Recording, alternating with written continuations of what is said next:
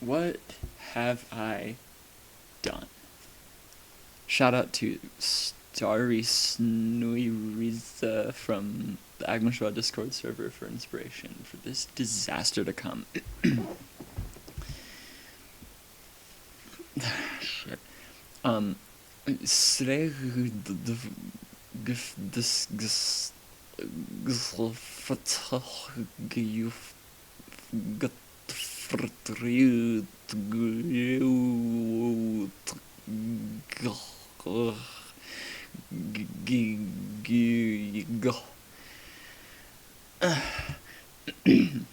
Dat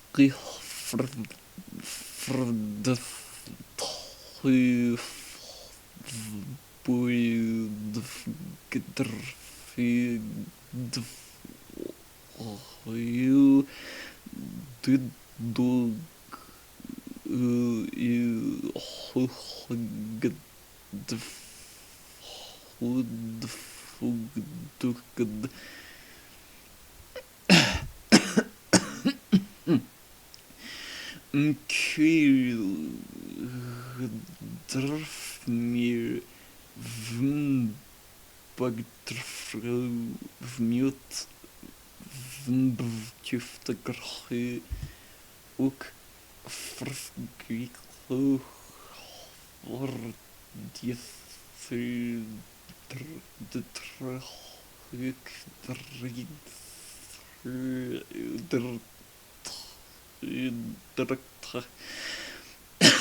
Doctor. Shit. Hello.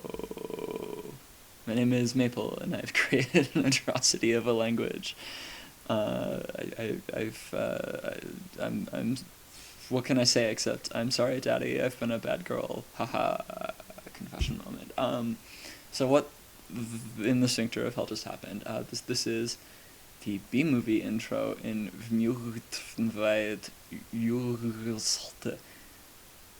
That string of choking sounds is a cursed conlang I made for Agma Schwa's cursed conlang Circus. Number 2. I suppose I should specify that. Don't worry, this will probably be like the first thing I upload onto YouTube, and it won't be the last. I probably don't always do this level of insanity, or do I? It might just take different flavors. Anyway, so the language. So humans, you know us, we're not always able to express the things in the language that we intend to.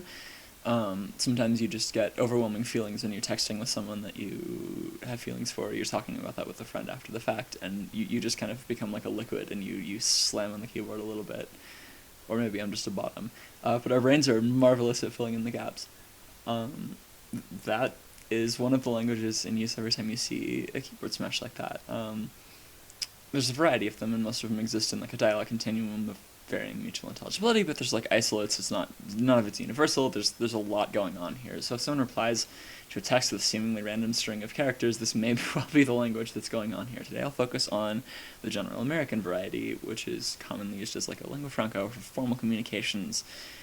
But that's a little bit of a overgeneralization, and it gets really complicated for reasons I will get into. Welcome to hell. So the phonology. Consonants are ma, na, pa, ba, ta, da, da, ja, ka, ga, ga, ka, fa, va, th, the, s, z, h, ta, la, ra, ya, ya. There's syllabic consonants. F, v, f, v, r, s, h, h. There's technically 6 vowels, but there's like an epenthetic schwa that I denote with a superscript because it's not a phoneme in its own right. So you have I, U, U, E, O, A. There's not much in the way of phonotactic constraints. Long clusters of just stops will be broken up by an epenthetic schwa, but like it varies from speaker to speaker. Like where that goes. The standardized variety that I displayed in the intro was just something adjacent to what my vocal tract is capable of producing. Emphasis on adjacent. Also, the high front vowels will lower a little bit surrounding their corresponding semi-vowels, and that's kind of it. These can appear in like any order. It's really bad. The orthography, not particularly regularized. In some dialects, that like the historical spelling is so like thorough that it's entirely unpredictable how it's pronounced based on what you see on the screen. So the sample that I first found, it's a largely phonetic use of the Latin alphabet, but this convention is by no means universal, even in the standard variety. And y and y are often written the same way as the corresponding vowels, or with interchangeable glyphs. That's not, again, not universal, but that is by far more of a common thread than anything else that I've observed. That's all that can really be said about that. So that the full complexity of the grammar of this is decidedly beyond the scope of a single, relatively short video. I don't want to be consuming an entire afternoon of someone's time. This is a relatively low-scope, limited presentation designed to appear alongside a lot of others in like a competition. So there's only so much that I can actually explain here, but there's more than enough to unpack to indicate what's going on in just the name of the language and the sample text, like the translation of the B-movie script, to illustrate what fresh hell I've unleashed on this material reality. The stunning beauty and complexity of this language. So let's get into it. Okay, so we start with the name. And here you can see some of the inherent formality of more fusional grammar kind of already. We'll get into that. But the name literally translates to the collective total of all aforementioned words. It's thought by leading scholars in the field that the name was about the last thing to develop about this variety of the language. So it would be fair to describe everything else as aforementioned. But that might just be a little bit of like waffling, and maybe there's a bit more going on with it. Who knows? There's a lot that's unknown about like the culture behind this because it's so subconscious.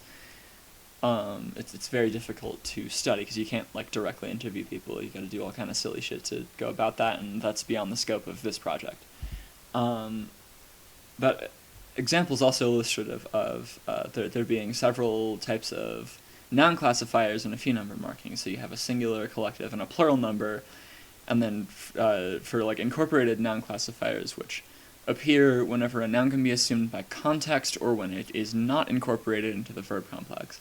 You have a living being smaller than a rotten grapefruit, a living being larger than a rotten grapefruit, non-living objects, abstract classifier, and a classifier specifically for thought. Who knows where these all came from. And then you have subject and object forms of each, so that you can, like, it serves as a form of role marking, and some of that does exist within other stuff. We'll get to it, kind of. So moving on to the first line of the sample text. You see in the gloss and the transliteration, there's a lot of like whereas and going on, as if this is like a clause in like a legal document or a bill that's being proposed or something like that, stating like a reason for something or something like that. Actually, this is part of the meaning when you incorporate that. So the more formal speeches, the more like incorporation generally happens to a degree. There's obviously limits because of like the lexical meanings of some clause structures. But formality means that things are incorporated more often generally. Every lexical root and any like grammatical morpheme, like an article or anything at all, has like a bound morpheme form and an isolated form. Usually, not always, but usually pretty much identical in their like what sounds occur in them and stuff. Identical except in whether they're bound and how like the stress works with all of that and so on. fully isolated morphemes and lexical roots are considered profanities. Therefore, every morpheme or every single thing in this language may also double as a profanity. So that's sure something. When everything in a sentence is incorporated into one giant chunk, as in the example we just saw, it's like a whereas kind of clause,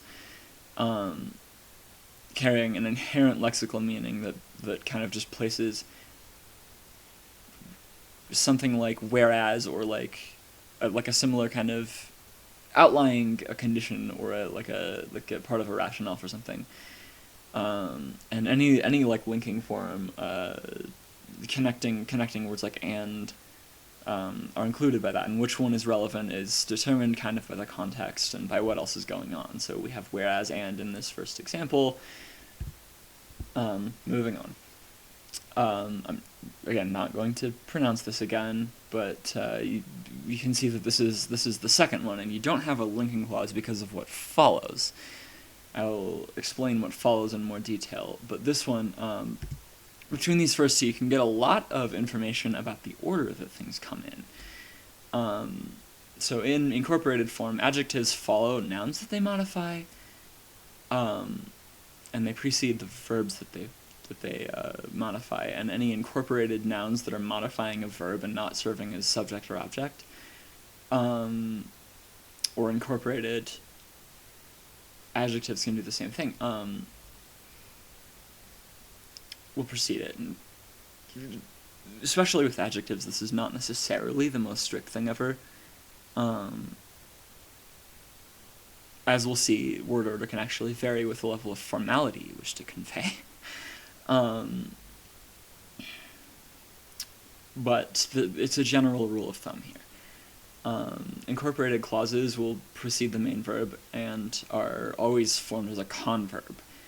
There's a very wide variety of converbs. The full scope of the ones that are included is, once again, kind of beyond the scope of this because there's a pretty big variety of ways this can operate. I don't have time to get into it, and it actually hasn't been fully cataloged. So, this is a difficult field of study. But yeah, incorporated clauses are formed as converbs. Incorporated nouns precede the verb, and incorporated objects precede the subject. Typically. Object, subject, verb is a common word order for reasons we'll get into. Tense, aspect, and mood affixes, except the imperfective, follow the verb. The imperfective usually comes first. And then negation, pretty much invariably, if it's incorporated, if it's bound, is the last thing to take place in the clause. Okay, moving on. So this is what follows that. So you see the reason that there's not an and at the end of it, because it starts with therefore, it becomes the next thing, and because it's broken up into a few chunks, this is not a whereas clause, but like the laws of formality are still followed.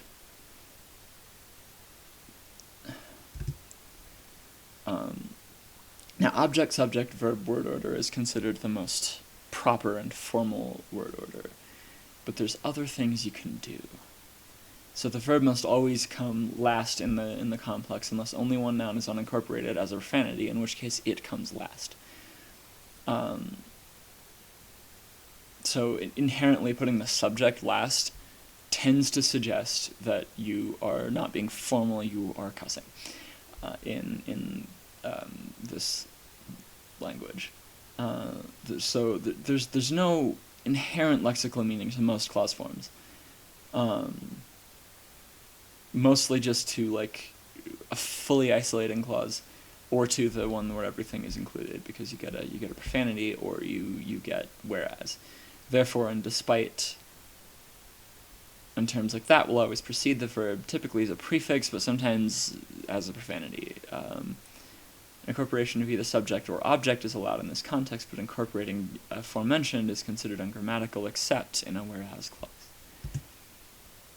And here's the last sentence. There's a couple of examples of profanities in here, and that's the one thing separating this from being yet another whereas clause, because most of it comes as one chunk, and that's the most proper and therefore the most common way to do things, is you unincorporate a couple of descriptors or the subject or the object, except that it would be more proper and not vulgar if you were to include, say, a definite article and to incorporate because as a prefix, as it would be as a non-profanity. When you have a noun that is not incorporated, especially if it's because it appears as a profanity, you have to have one of the noun classifiers. And again, also, if they don't appear via context, like context clues, because it's rude to repeat. So that's the information we have. I'm gonna go drink some tea now and end this horrible project. Oof, ouch, owie, my vocal tract. What the hell have I done? I will do something less cursed soon, probably. Goodbye.